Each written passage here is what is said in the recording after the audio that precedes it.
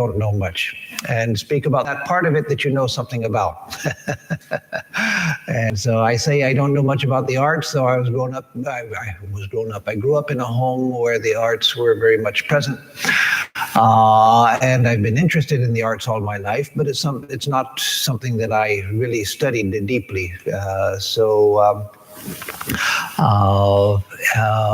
Another way that I modified that instruction, that only speak about that which you know, is also speak about that which you love.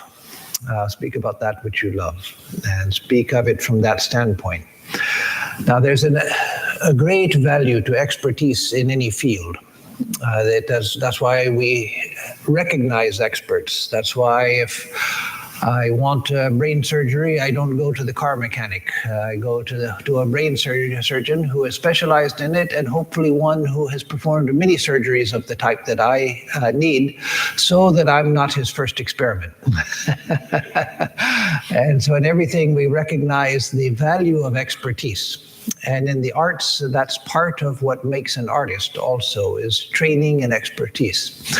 But then there is also value in the perceptions of the relatively uneducated mind.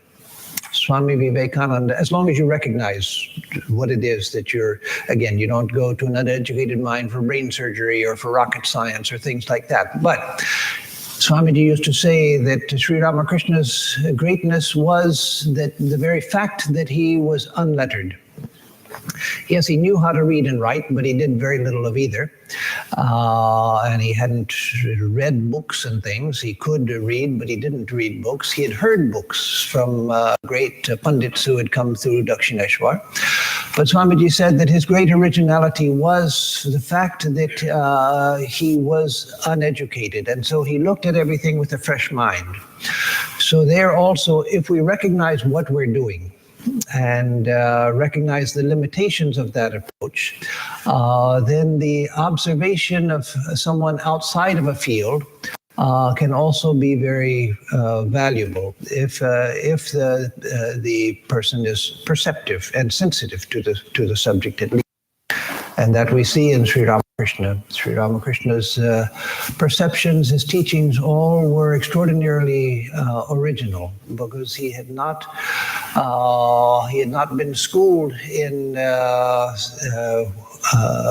various fields of Indian thought in a systematic way, so that he learned just to repeat back what the teachers had told him.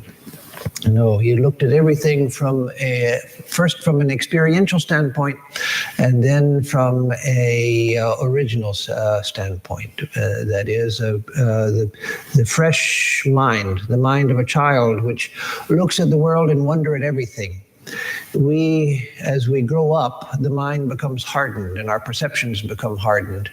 And so we get used to just perceiving things in categories and boxes, and the world no longer elicits wonder from us, because we're used to just seeing things from a educated standpoint, where we know things, we know everything. We don't need to look at wonder and at everything, because we know what that is. I know what that is. I'm not so interested. I'm not interested. No, but the child is interested in everything, and so Sri Ramakrishna had that mind of a child. There's a book I have not yet read, and I've always intended to read it. One of many that I've intended to read. By Suzuki Roshi, a Zen teacher, called Zen Mind, Beginner's Mind. And Swami Bhuteshanandaji, a former president of the order, he used to recommend that book. But the idea is very good. Zen Mind, Beginner's Mind. The Zen mind, that is the mind of the spiritual person, has to be the mind of a beginner. That is the uneducated mind, the fresh mind, the mind which is awake and receptive, not the mind, I already know that. Oh, yeah, I've heard that before. No, the mind which is fresh and receptive. So, anyway, I'm not claiming that I have that, but there is a value to thinking about things in a general way, even where we don't have expertise. So, Vedanta and the arts. First, I'm going to talk about the arts and about beauty, because unless we understand that somewhat, then there's no basis for going further. So first of all, the philosophical study of beauty and the arts, the field of aesthetics. So now what is philosophy? What is philosophy? Of course, the root meaning of the word philosophy from the Greek is the love of wisdom, the love of wisdom. But if that's all we knew, we wouldn't really understand much about what philosophy is in the Western sense. If all we knew was that philosophy means the love of wisdom, and then we went to a university class in philosophy, we'd be quite surprised. Philosophy, going into the way it's actually used in the field of philosophy. Philosophy is one can say this is not a formal definition, it's not one I got from a book or something, but just thinking about it. Philosophy is the rational understanding and expression of that understanding of experience, rational understanding of the world. What is the world? What makes it work? How does it work? What are the principles of existence? Who am I? What are the principles of my existence? And so science began actually as a branch of philosophy, because science also wants to know what this is. But then science has sort of branched off and separated itself from philosophy because of its concentration on its own method, of experimental method, which was not the general philosophical method. The philosophical method was to rationally examine experience and to try to come to basic principles, not trying to understand what is the stuff this table is made out of and how is it made and what is this rock and how old is it and things like that, but the rational understanding of the principles of existence. What is the world? Who am I? What is my relationship to the world, etc. And so that is philosophy. And of course, in a Indian context, philosophy or darshan, darshanam is a rational school which explains the world of experience, but with the purpose of bringing us to the point where we see the truth of the world. So the Indian idea of philosophy is not to just explain what it is that we see and leave it there. That okay, this is what the world is. This is who you are, and so now go about your business. Now you've understood what you need to know, and you can go do other things now. No, the Indian idea of philosophy is transformative. Marxism, Karl Marx, he said something similar, but there was a great difference between the two. Karl Marx said that philosophy should not be just reflective, that is, looking at the world and talking about it. Philosophy should change the world. Philosophy should be active and should actively change the world, transform the world. Vedanta says no, that philosophy should change the philosopher. Philosophy should change the person who delves into the philosophy. It should be transformative, but that transformation should be internal. And there you see one of the great distinctions between Indian civilization in general and Western civilization in general. Admitting that there are always exceptions. There are always exceptions.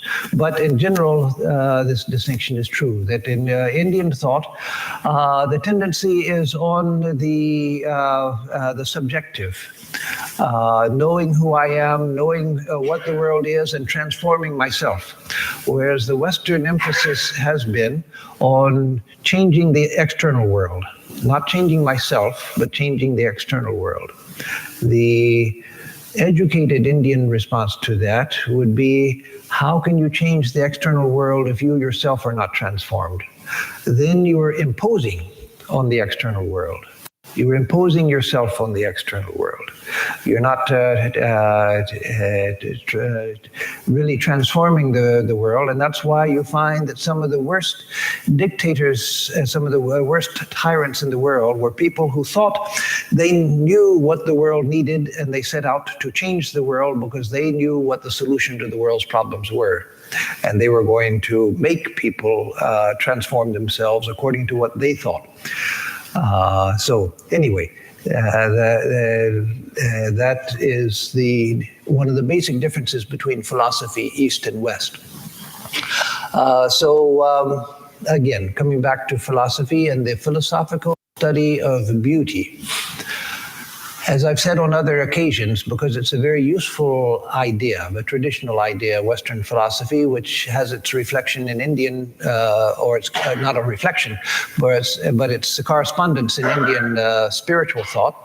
That is an ancient Greek thought, classical Greek philosophy. It was said that the three highest human values are truth, goodness, and beauty. Truth, goodness, and beauty. Those are the highest values that humanity aspires after. We aspire for that which is true, to know and to be that which is true. We aspire for that which is good. That's one of our highest aspirations. And we aspire after that which is beautiful. And of course, in Indian thought, the idea is that the very nature of God is Satyam Shivam Sundaram. Truth, goodness, beauty. Satyam Shivam Sundaram. And so in Greek thought, those were the highest values to aspire for. And in Indian thought, that was the very nature of God, truth, goodness, and beauty. So the locus of that which we seek for as the highest values is in God, is in reality itself. So now, when you come to philosophy, and again, I'm going to, much of the beginning is going to be about Western philosophy and Western views of art, in order then to come to the Vedantic view. Because by comparing and contrasting, because there's both a comparison and there's a contrast, we understand something much better than just saying this is what this is. So you can contrast this and with this and with this, then you know it better than just by saying, oh, this is a square piece of rock. So in Western philosophy, those three values each have their own school of, or their own field, not school, but their own field of philosophy. So truth. Truth is a special field of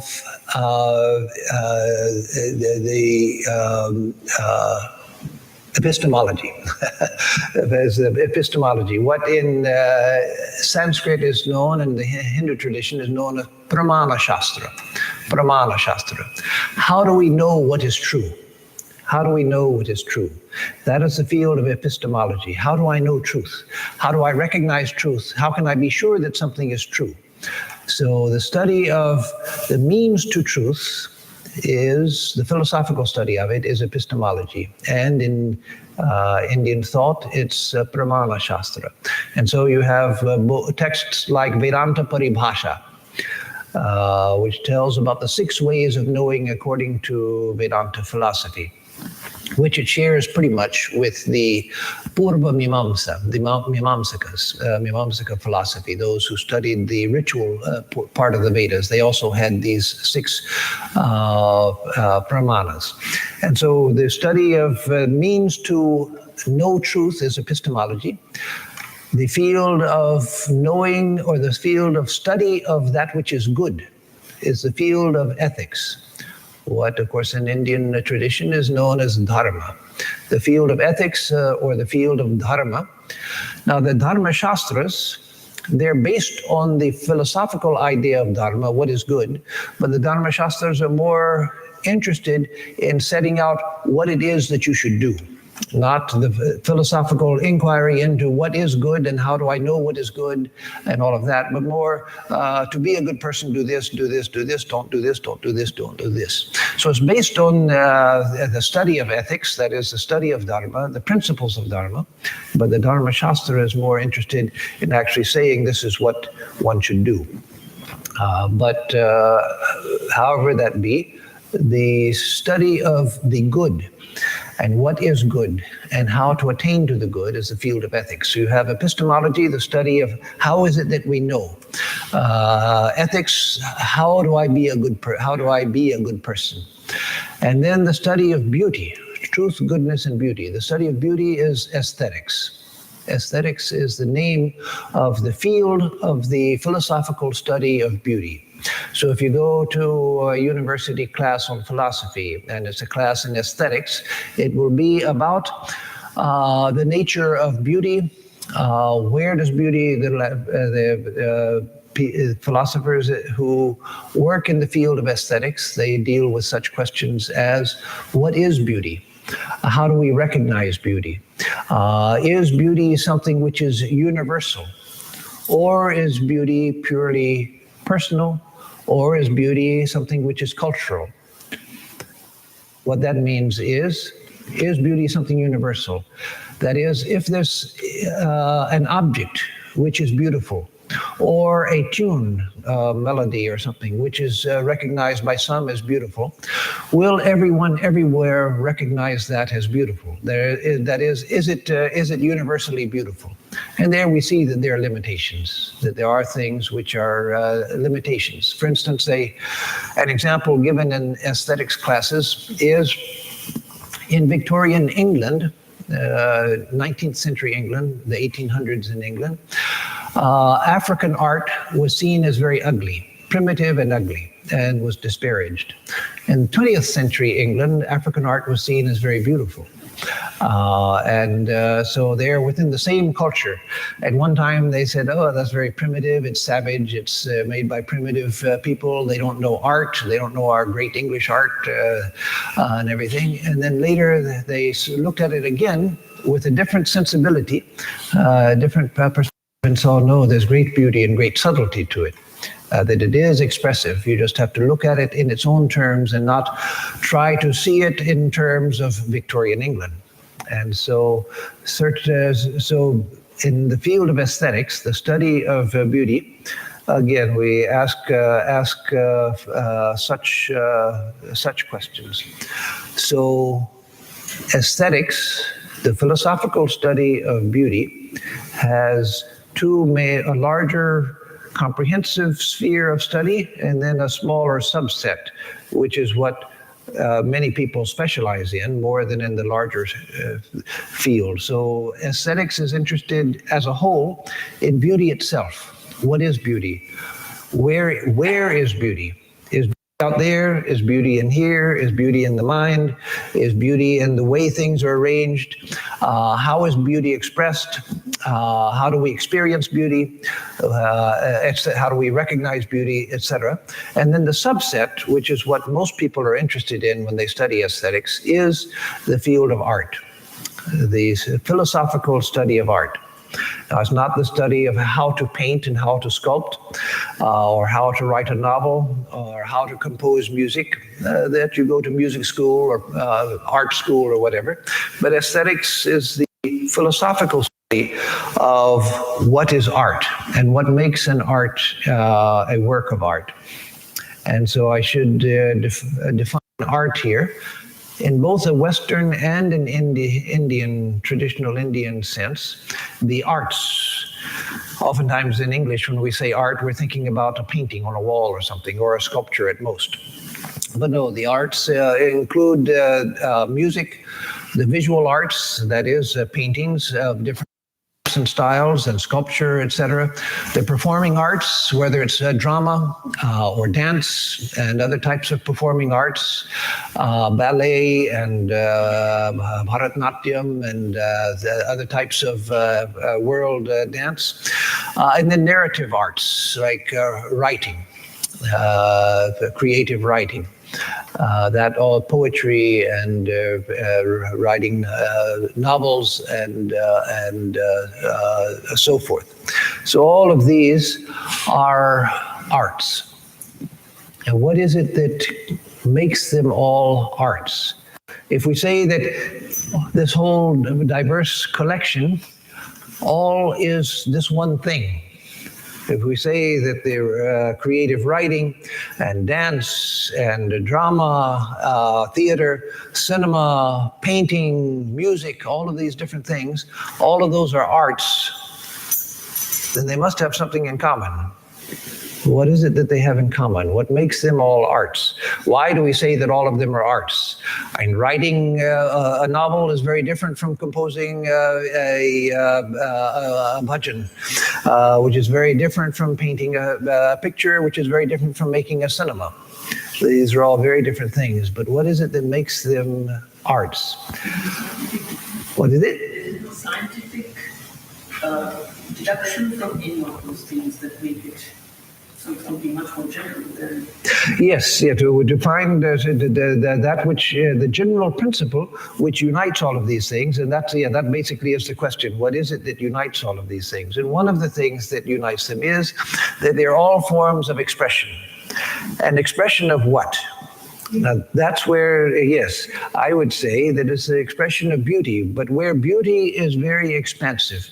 The beauty is not just Hollywood beauty or something like that, something that just makes you feel good, but beauty where something that gives expression to the sublime.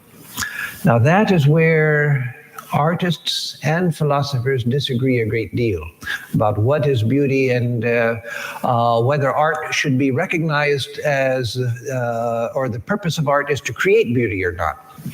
I think it is, as will come later on in the talk, but that's a matter of great debate among artists and philosophers. So now Plato said that for something to be beautiful and for something to be art, it has to incorporate proportion, harmony, and unity, these three things. Now that's an interesting question. What is it that makes a work of art capable of expressing beauty? What makes a work of art a work of art? There's someone who sometimes comes here, a poor man who's not in his right senses. He's lost his mind, and he comes here just he has nothing else to do, so he comes, and I always let him come in, and he always wants to write a letter. So he's written so many letters, and you can't make any sense out of any of it. Again, the poor man has, when you talk to him also, you can't make any sense out of what he's trying to say. He's trying to express something. But he's lost the means to do it, and lost the way to fit ideas together and all of that. And so his writing, you can't understand anything. You can hardly read most of it, and you can't understand most of it, and you can't understand what he's saying, what it is his problem is, or what he's trying to say.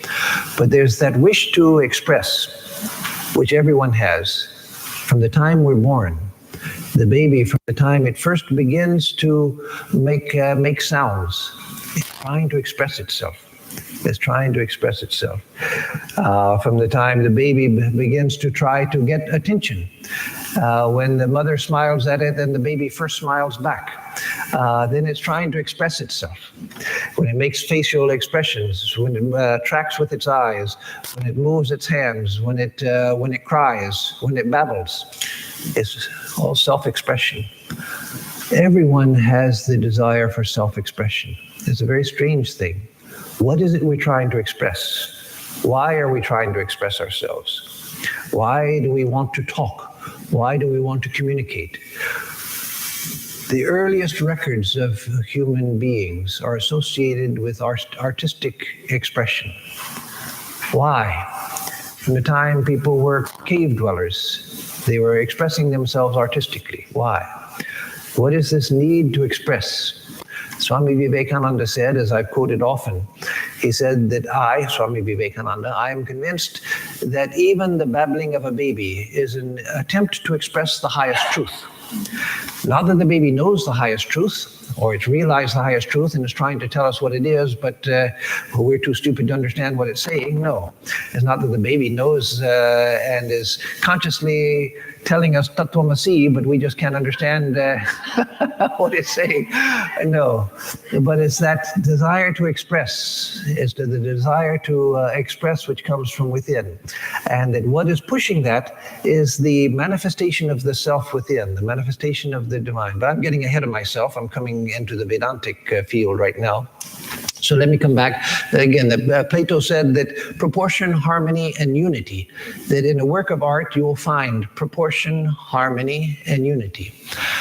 And it'll take too long to go in detail through each one of these, but if you think about it, you'll see the truth of it. If you think about works of art, whether it's musical or dance or drama or painting, whatever, you'll find that if there's no sense of proportion to it, you find that it's not art. You don't feel that it's an artistic creation.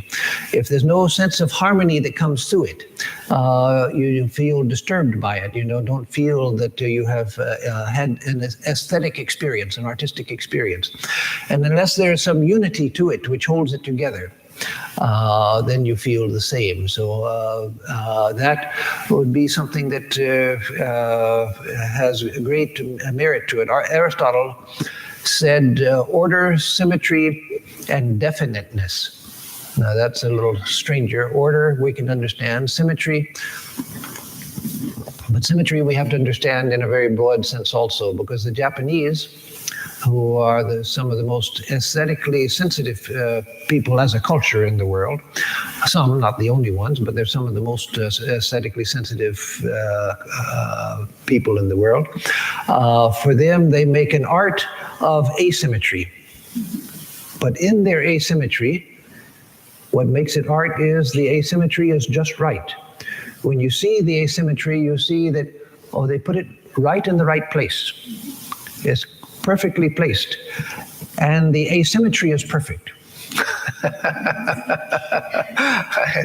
and so again, even though they specialize in asymmetry, their sense of asymmetry has deep order to it. And a type of higher symmetry. Just as I was saying about beauty, that art is the expression of beauty.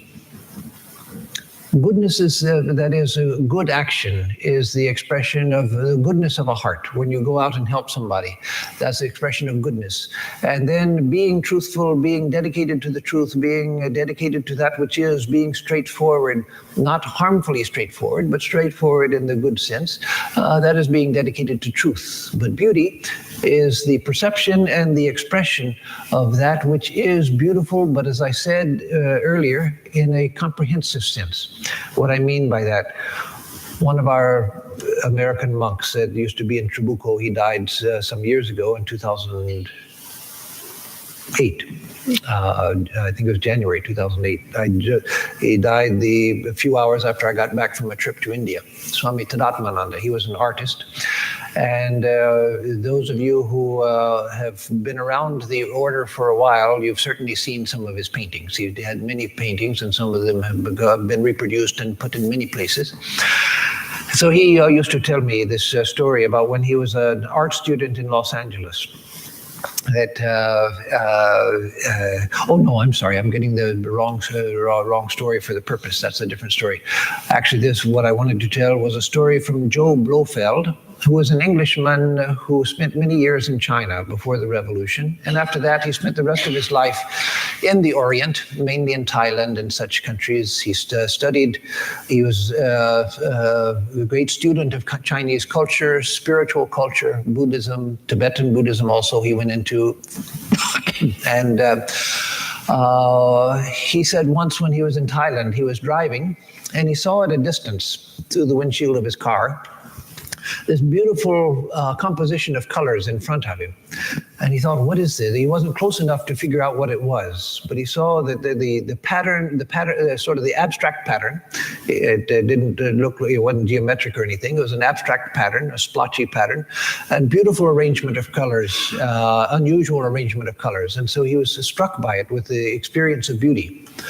When he got close, he saw it was a rusted out tin building that was falling down. And so he saw, yes, how it is that our perception of beauty is so tied to our sense of what's good and proper and what's not good and proper. And that's why in Victorian England, they couldn't appreciate African art because they first of all thought of the African people as primitive savages. And so their art has to be primitive and savage, and it's very different from our wonderful Victorian art, and so it's no good. But later, with a different sensibility, they could see the beauty in it. And so that we see all of the time, the things that since reading that in John Blofeld, I've experienced the same several times, where I see something that's very beautiful, and then I go up and look at it and see that it's something that normally would be considered very ugly. And so how our perception of beauty is, and so all of these are things that philosophers think about when they study aesthetics. Immanuel Kant said that the aesthetic experience is at the same time sensory, emotional, and intellectual. When we have an aesthetic experience, that is the beauty, the experience of beauty, and we'll say in art, it can be in nature too, but let's say in the arts. When we have the experience of beauty, it's sensory, that is we're seeing it or we're hearing music, or both at the same time if it's a drama or a dance or whatever. We're seeing it, but we're feeling moved emotionally. A work of art, if it has no impact on the emotions, is it a work of art? Is it a work of art? It would be difficult to claim it would be a work of art, because when we come to the Hindu view of art, then we'll see that the rasa is essential to the artistic experience. Rasa meaning taste, flavor, which includes an emotional component. And so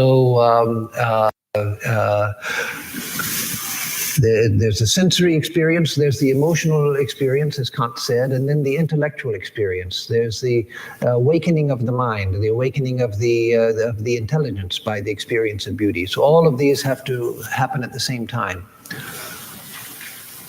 Sensory, emotional, and intellectual. What about a spiritual vision? Like when Sri Ramakrishna said, there are many, many visions that he had seen, many goddesses he had seen, and all of them extraordinarily beautiful. But he said nothing was like the vision of Raja Rajeshwari. When he saw the Divine Mother as Raja Rajeshwari, he said it was like every particle of her being was an infinite world of infinite beauty. He said it was unbearably beautiful, unbearably beautiful. Where's the sensory part? No, the sensory part is there because he saw it. He didn't see it with the fleshy eyes, the fleshly eyes, but he saw it with the inner vision. He saw it. And so that's why in the Hindu psychology, the primary senses are not these. These are the receptors for physical sensory experience, but there's higher sensory experience. That's why some saints, East and West, Western saints also have spoken about the experience of celestial music that you can't hear with the ear, but you hear it. You hear it, but not with the ear. Extraordinarily beautiful. Swami told me, Swami I used to work with, he told me once, when the awakening of the Anahata Dhvani, the awakening of Pranava, the awakening of Om, he was beginning to hear Om in his meditation. And he said, it's like the closest I can come to expressing it is like the ringing of a silver bell. Now, actually, if you make a bell out of silver, it may not sound very nice. That's why they don't make bells out of silver. But he was saying silver because the sound was so pure and so bright. Not even like gold, which is yellowish, but the light, pure light like silver, the beauty of the sound of Om when he heard it, coming through from his heart and through the universe. So again, sensory, emotional, and intellectual, the perception of beauty. So questions in aesthetics, again, questions like what is beauty? What are the elements of beauty? What goes to make up beauty? And that I mentioned some of the things that Plato, Aristotle, Immanuel Kant have said. Is it universal, or is it personal, or is it cultural? And of course, we see that part of it is cultural because people in different cultures experience beauty very differently. For instance, one thing that you notice if you're sensitive to it. I wasn't sensitive to it until somebody pointed it out to me many years ago. The Western, and even in the West, there's a great difference. So let's say the Northern European, England and Northern European, which includes much of America, the sensibility to color is very different from the Indian sensibility to color. You find that the palette of colors that Indians choose for their dress and everything is very different from what typical Northern Europeans do. And both are very different from the Mexican sensibility of color, very different from the Mexican sense of color. And so you see that beauty is partly culturally defined. One of the things that should be a part of education is becoming more universal, learning to appreciate a wider spectrum. That's what I loved about Swami Nityaswarupananda, a disciple of Holy Mother. I've mentioned before once, long back here, that I took Swami Nityaswarupananda when he was visiting me in San Diego many years ago. I took him to Mount Soledad, which is a small mountain in San Diego, right between San Diego and the suburb of La Jolla, right near the ocean.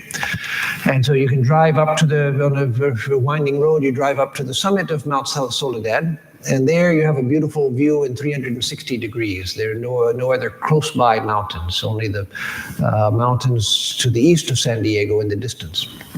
And so from there you can see out over the Pacific, you can see out over San Diego, over La Jolla and the coastal communities up north. You can see the mountains to the east and so forth. So it's a beautiful vista.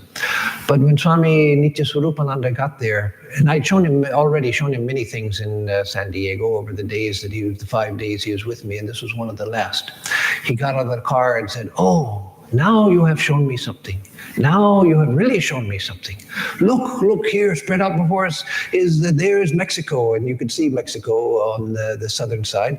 There is Mexico spread out before us, and here is the vast expanse of the United States, and to the north is Canada, and then to the south, the great continent of South America, and then over here to the southeast, far over there is Africa, and then here is Asia, the great continent of Asia. And he went on, and he was as if he were in an ecstasy, just walking around the parking lot on top of this mountain saying, "And over here is this, and then over here is that." And people standing there, what's going on? But it was wonderful, wonderful to see. And I mentioned that because he was someone who had expanded his horizons so that he could appreciate everything. He loved culture and the different cultural expressions of the world. And so part of education should be that. And part of our aesthetic education should be that also, expanding our perception of beauty. So is beauty universal, or is it personal, or is it cultural? There has to be some universal to beauty. There has to be, or there wouldn't be a thing called beauty in all different cultures. So yes, it may be culturally defined for people of a particular culture, and then a particular person may have their own personal preferences, as we do. One person likes blue, another person says, "Oh, blue makes me depressed." One person likes red, and another person says, "Oh, red is so exciting. No, I can't stand red." And so we have our personal preferences, but there has to be a universal to beauty as well. Let me just briefly go through 7 points that a modern American philosopher of aesthetics, Dennis Dutton, who passed away in 2010, what he said about the components of art. And each one of these things has been contradicted by other thinkers, on artists and thinkers. But there's a great beauty to his analysis of 7 things that go to make up beauty. One is that there has to be expertise or virtuosity. That is, a work of art has to show expertise or virtuosity. If somebody that doesn't know how to paint just splashes some paint up on a board, you don't call that a work of art. But that has been contradicted by some modern artists. They say that no, if a person thinks that they're creating art, it is art. Well, now you can expand things to include that, but you can also see that in general, that's expanding it so broadly that everything becomes art, and the word art loses its meaning. I remember there was a young man who came to San Diego. I soon found out that what he really wanted was to take advantage of us, of the center and our hospitality, and trying to ingratiate himself to get a foot into the door. But he claimed to be an artist, and so he showed me some of his artwork, and it was just scratching. There was no way that you could, even with broad definitions of modern art and abstract art and everything, this was just, it looked like a 5-year-old trying, one of the things he showed me, and part of his trying to ingratiate himself to me was, oh, the holy name of Ramakrishna, I have turned it into art. And so he showed me these little pieces of paper where he could scratch the name Ramakrishna, and it had no proportion, no harmony, no unity. It just looked like somebody who didn't know how to write was somehow marking something down on the paper. And so he called it art. And so according to some modern artists, it is art, as much as the Mona Lisa is art. But no, that's carrying things too far. So one thing is expertise or virtuosity. Another thing is non-utilitarian pleasure. That is, in beauty, you recognize beauty not because of its usefulness. Beauty can be useful, but the experience of beauty is not in its usefulness. The experience of beauty is just in the experience of the thing itself, aside from any question of its usefulness. Well, I won't go through all of these because I want to get to the Vedantic part now, but his analysis of the 7 elements of a work of art are well worth studying. And it's also interesting to see how it is that each one of these points has been refuted by some artists.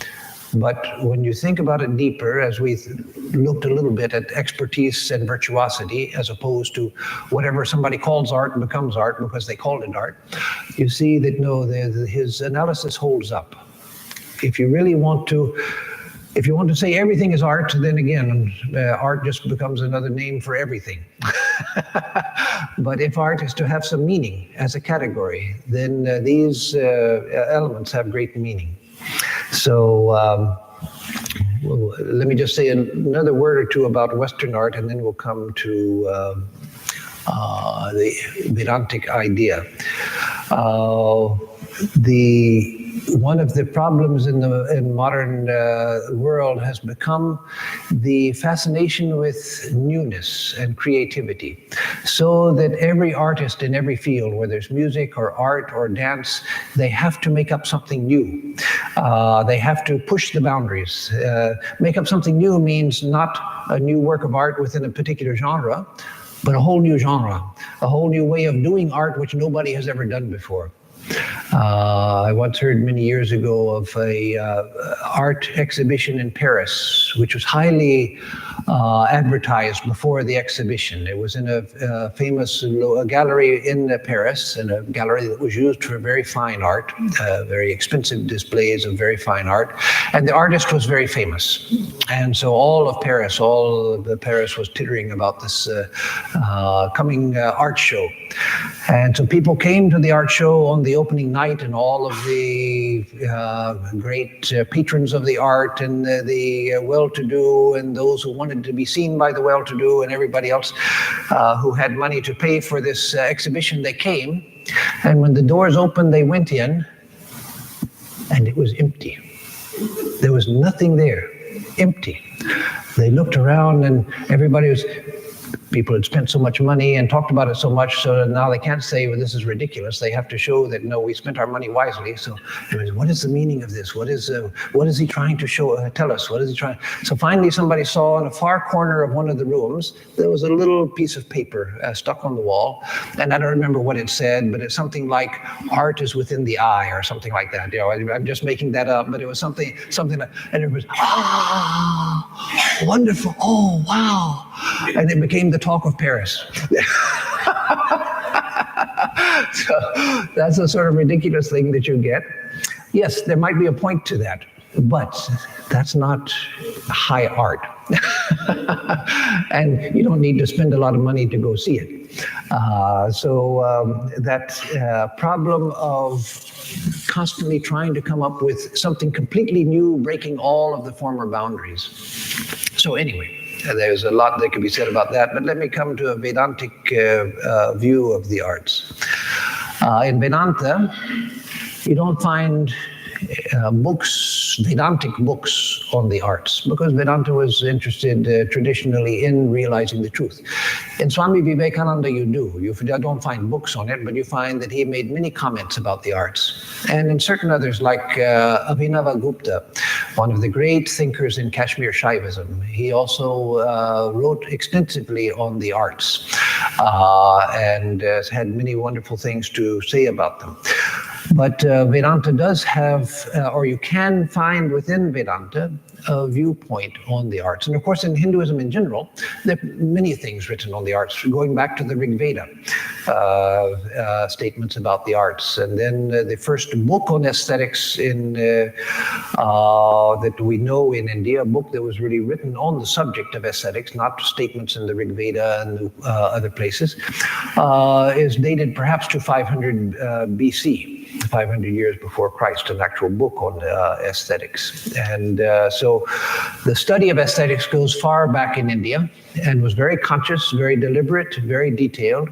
You find not just Abhinavagupta, but the Vaishnavas also gave a great deal of thought to aesthetics, particularly the Bengal Vaishnava school, the Gaudiya Vaishnavas. They gave a great deal, others also, but especially in the Gaudiya Vaishnava school, you find great thought given to expression of beauty, because Krishna himself was Satyam Shivam Sundaram, was beauty itself.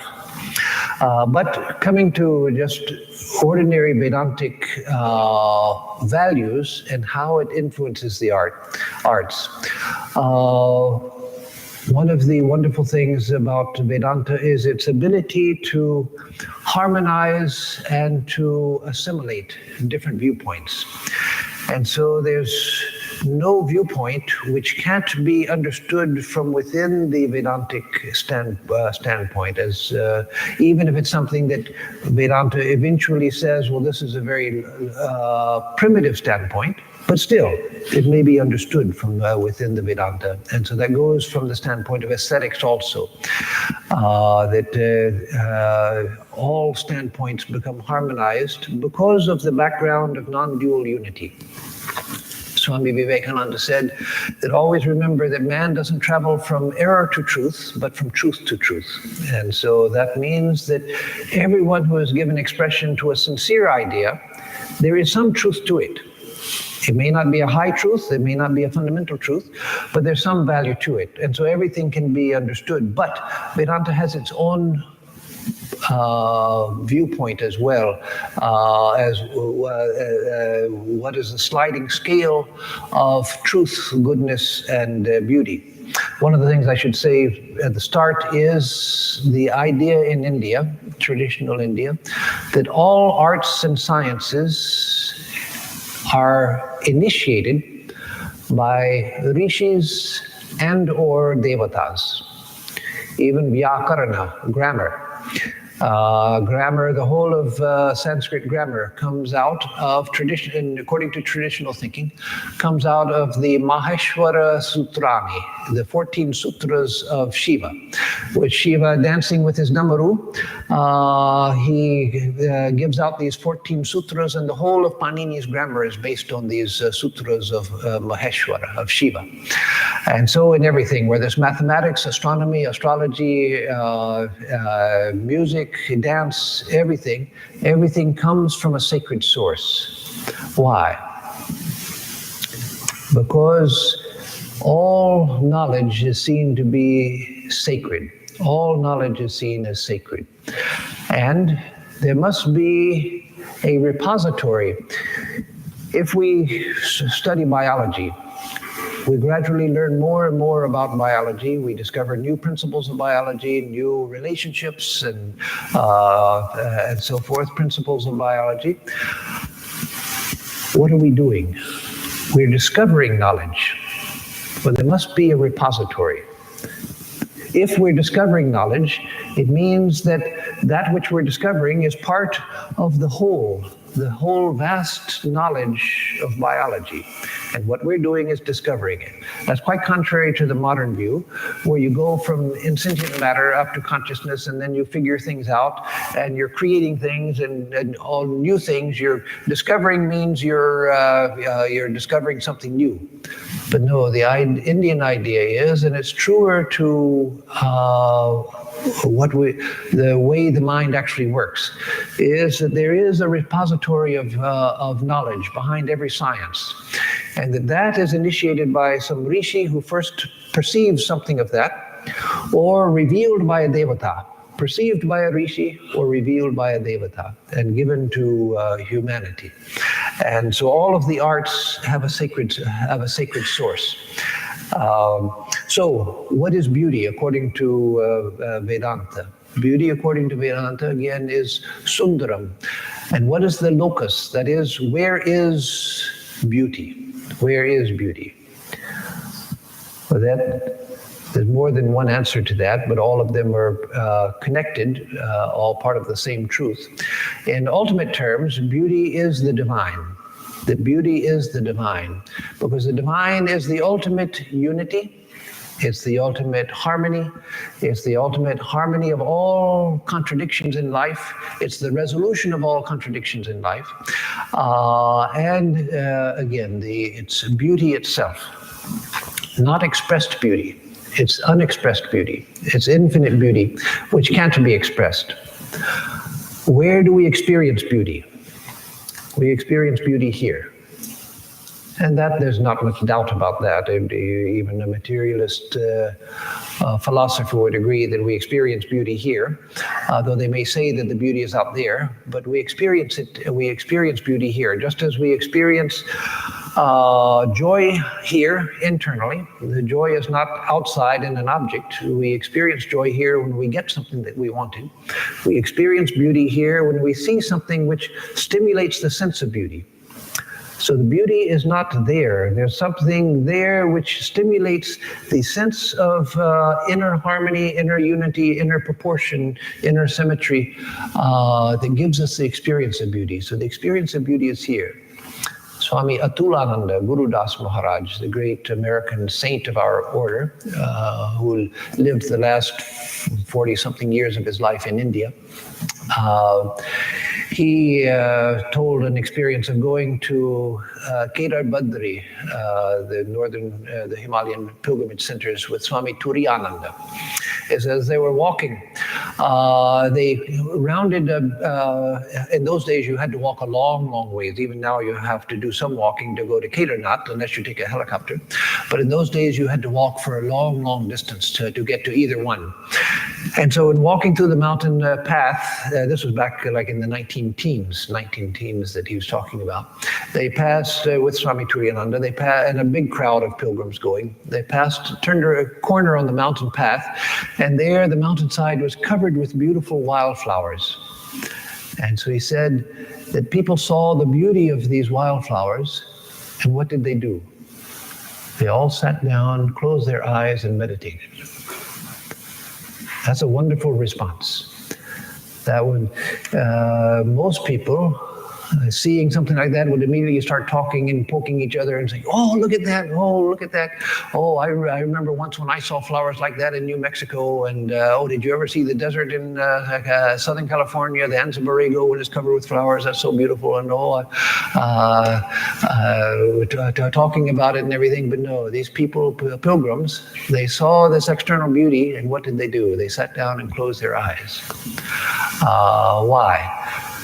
They might not have been able to express it, but it was at least an unconscious recognition, but it was a recognition that the beauty is here. The beauty is here. You see something there which inspires an experience here. So here is where you sit with the beauty, not out there. This is where you sit with the beauty. That inspires it. So beauty is, according to Vedanta, is the nature of reality itself. Not only Satyam Shivam Sundaram, but Satchidananda. Ananda means bliss. Usually we translate it as bliss, and that's the straightforward meaning of the Sanskrit word Ananda. But Ananda also indicates love and it indicates beauty. Ananda is beauty, love, and bliss, because those three are ultimately found to be the same thing. And that is the nature of reality. And so that is internal. At a lower level, beauty is that which attracts the mind. And so there we have Hollywood beauty, where we see a Hollywood star and say, oh, he or she is so beautiful. Oh, gosh, I wish I could look like that. Look at how beautiful they are. Until we find out what they're really like, and we find out, oh, I don't want to be anything like that. And so at a lower level, the mind finds beauty the mind is attracted to that which is beautiful. And so if you see a painting which really appeals to you, you're attracted to it. Oh, look at that beautiful painting. You want to look at it. You hear music which is beautiful. You want to listen to it. So beauty is that which attracts the mind. But at a higher level of development, we find, like these pilgrims experienced, that outer beauty, we still may recognize it, but it turns us towards inner beauty, because we realize that this is where beauty is experienced, and it quietens the mind. So at a lower level, beauty is that which attracts the mind. Says, oh, look at me, look at me, look at it. Brings a sense of peace, it brings a sense of harmony, it brings a sense of fulfillment, a sense of joy. But eventually we find that no, that sense of joy, fulfillment, harmony, and everything is here. That was the occasion which stimulated it. And and that's why our sense of beauty changes. Something that some of you probably have noticed, that you meet somebody that you think, oh, this person is so beautiful, meaning physically beautiful. This person is I'm not talking about you're lusting after them or something like that, but you just recognize that this person is so beautiful. Then you get to know them more and find out that their character is awful, and you no longer can even see them as beautiful. You no longer even see them as beautiful.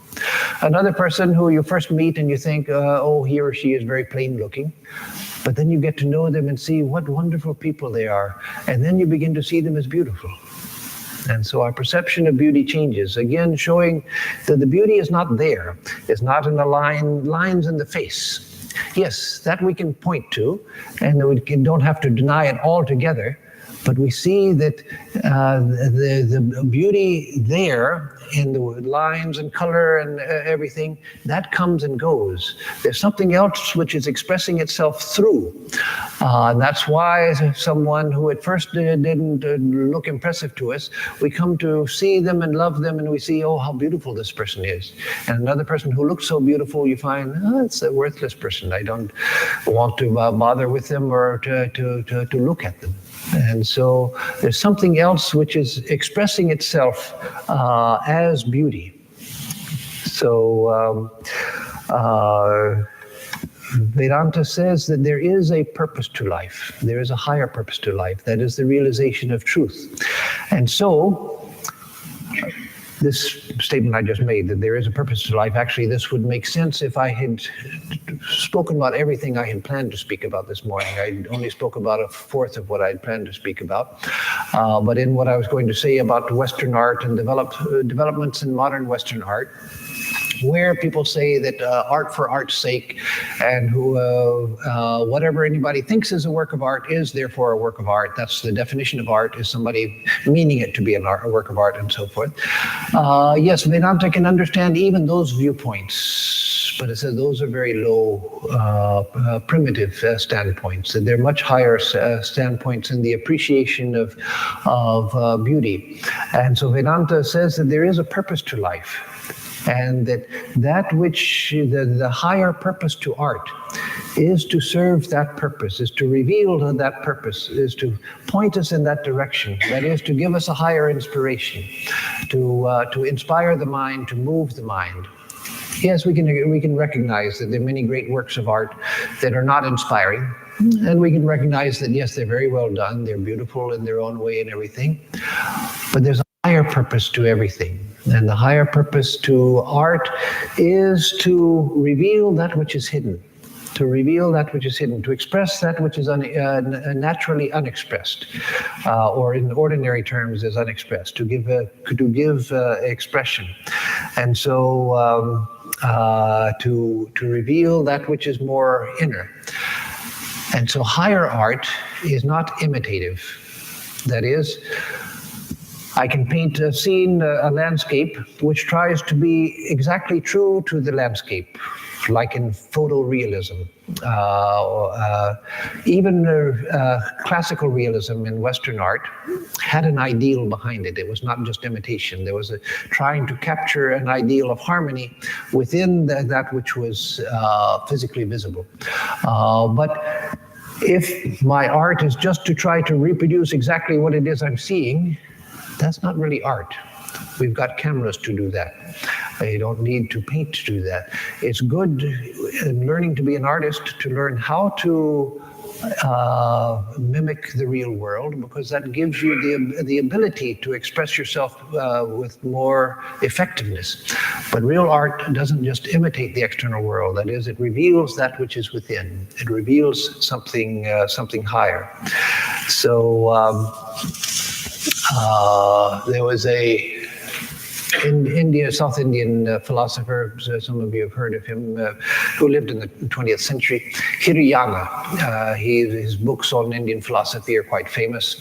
Outlines of Indian philosophy and Essentials of Indian philosophy.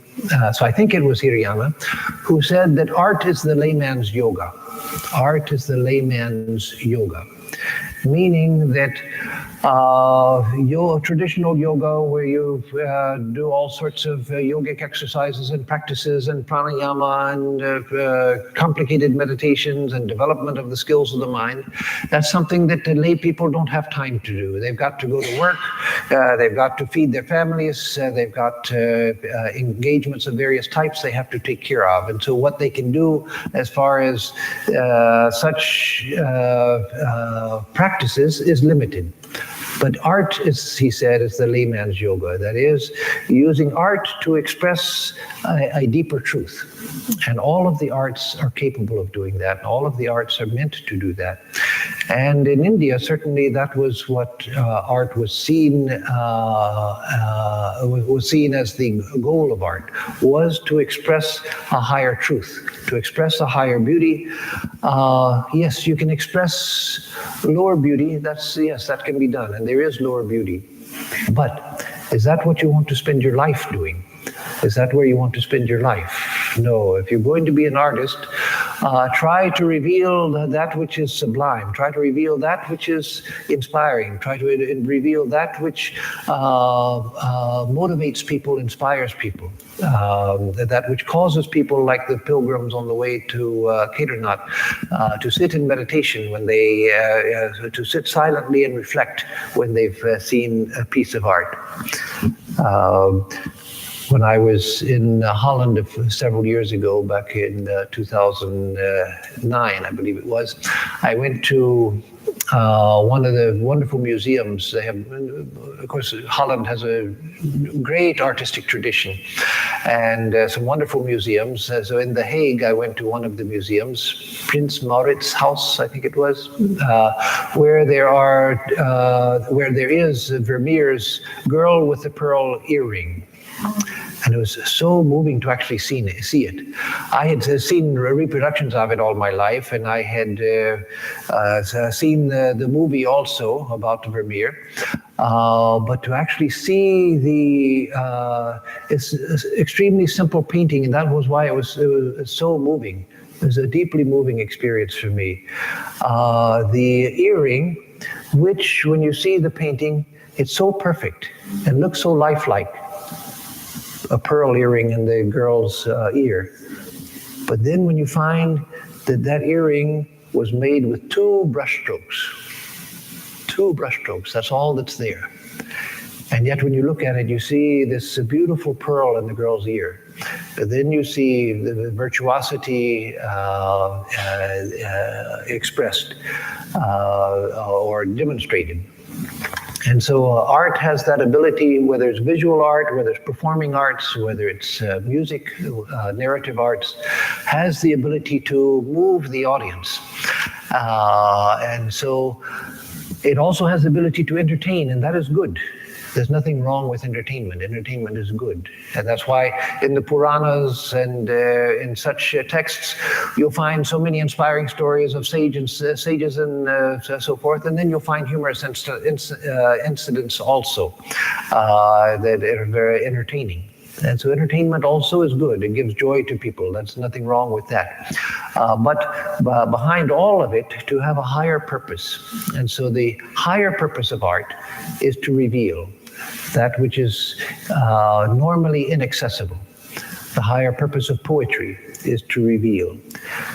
Poetry are just words. You can just, why do you need poetry? Why have poetry when you can just say something?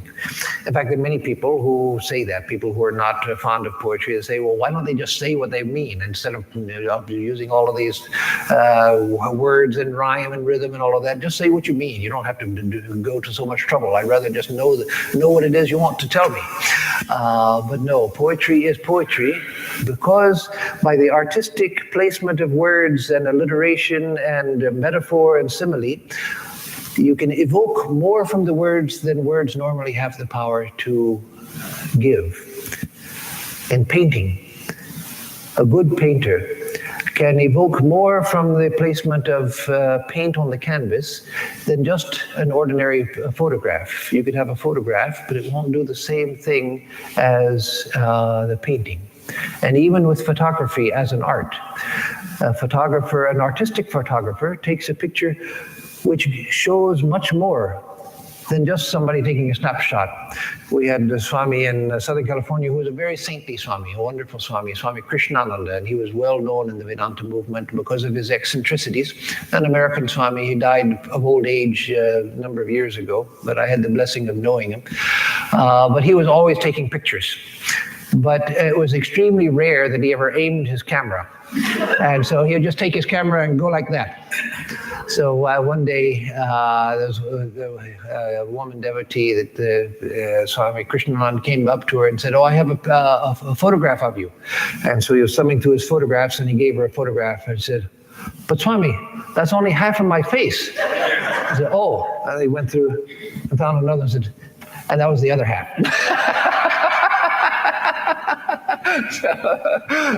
So Swami Krishnananda was a very saintly man, but he wasn't a photographer, and he wasn't an artistic photographer. He loved to take pictures and was always taking pictures, but it was sort of a eccentric habit of his. But again, art is that which is deliberate, which is conscious, and that which is an attempt to reveal. So to conclude, the Vedantic view of art is that the purpose of art is to aid us in the very purpose of life, that is, to lead us upward, to lead us towards the divine. And you find that was the purpose of art in Europe up until relatively modern times. Most art was sacred art. That is, its purpose was sacred. And so everything doesn't have to be sacred in some sense that you're walking around like this. No. But to be an artist from a Vedantic standpoint means to be someone who sees deeper than the ordinary person and makes that which they see, reveals that to the viewer through visual art, through music arts, performing arts, etc. So, yes. Just a moment. He'll give you a microphone. Just a moment, because it's being recorded.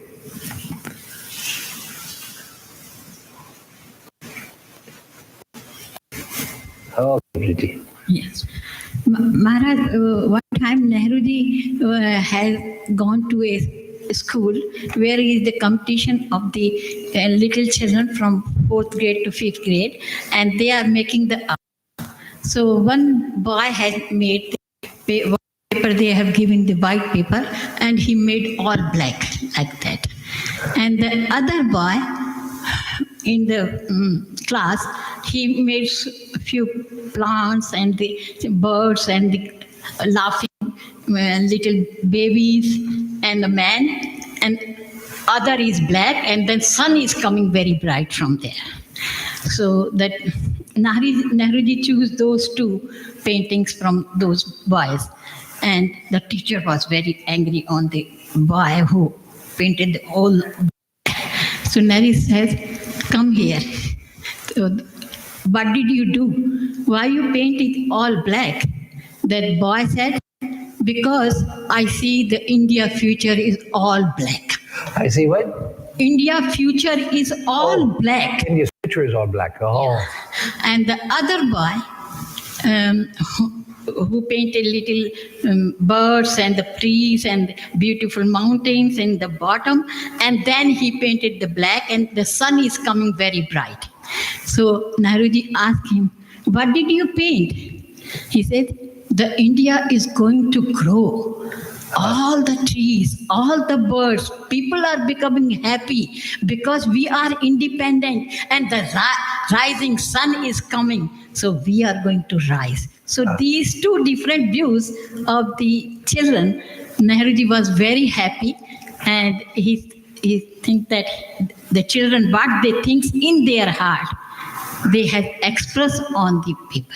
Ah, yes, that's a beautiful story. A beautiful story, and that illustrates the point that art is an attempt to express, and that's the way it should be. That's the way it should be taught. When I was in elementary school, and we had art class every now and then, the teacher would give us crayons and paper and everything. And I never heard a word of instruction about what art was or anything, just to draw a picture. And so you just draw something. But that idea that these two boys, both of them, one had a negative view of the future and another a positive view of the future, but both of them were expressing an idea. And that's what art should be. For me in elementary school, again, just speaking purely from my experience, and it wasn't the fault of Western education or something. It was just the teachers I had, good teachers, but they weren't artists themselves. It was just put something on paper and it has no meaning and no significance. And so I would always do the same thing because it was easy. I would always draw mountains. For a little kid, you just take the crayon and go like that, and you got mountains. And then a house, and just make a little square like that, and then a triangle on top, and then a little chimney with smoke going out, and I had a picture. But it wasn't the effort to express anything. It was just, she says we got to put something on the paper, so just get something out that's easy. So, any other question or comment before we close? I have one quick comment. Okay, and then Chandralekha. Here's just Sanchali, and then Chandralekha. We'll get both of you. So over time, we'll end with these two. Up front, Sanchali here.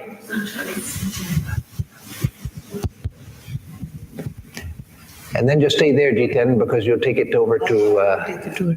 Two quick comments, Maharaj. So one is, they say beauty is in the eye of the beholder. So that is kind of what you said when, they went to Kedarnath and, how they experienced it.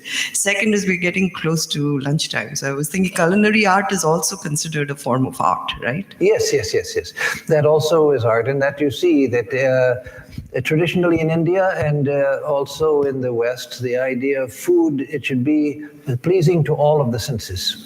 And it's only cooking that can be pleasing to the auditory sense, but otherwise the smell, the taste, visually, and then the texture, all of those things. So the artistic presentation of food that is art, yeah.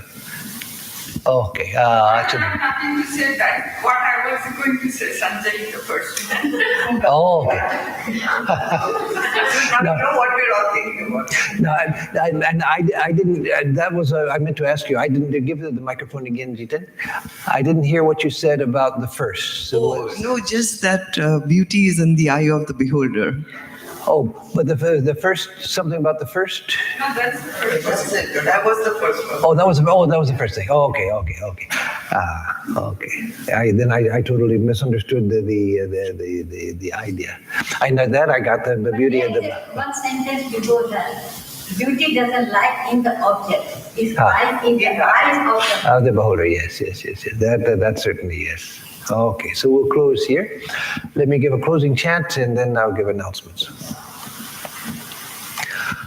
Om madhuvatharitayate madhuksharanti sindhavaha madhvirna santhoshadhihi madhunaktamutoshasi madhumatparthivagum rajaha madhudyarastu nah pita madhumando vanaspatir madhumagum astu suryaha madhvirgavo bhavantu naha.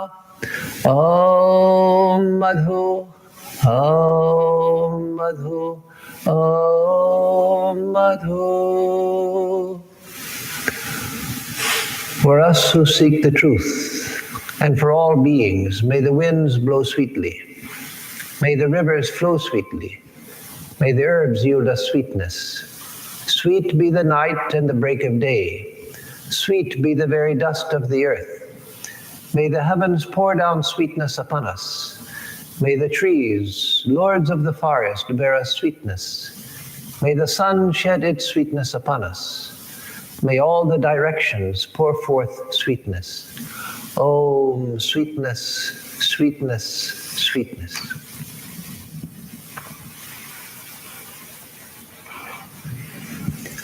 So for announcements, on Tuesday we will have the Bhagavad Gita class at 7:30 in the evening as usual.